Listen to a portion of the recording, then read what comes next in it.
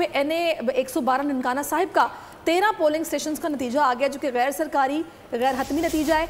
और यहाँ से आज़ाद उम्मीदवार हैं एजाज अहमद शाह, जो कि 6382 वोट लेकर आगे हैं। जबकि दूसरे नंबर पर इनके कौन से उम्मीदवार हैं, वो हैं जी नून लीग की डॉक्टर शिजरा मनसब, जो कि 3701 वोट लेकर दूसरे नंबर पर हैं। ये हल्का जो कि ननकाना का है, जिसके रिजल्ट हम आपके साथ शेयर करें। 13 पोलिंग स्टेशन के नतीजे हैं जो आपके साथ शेयर किए गए हैं।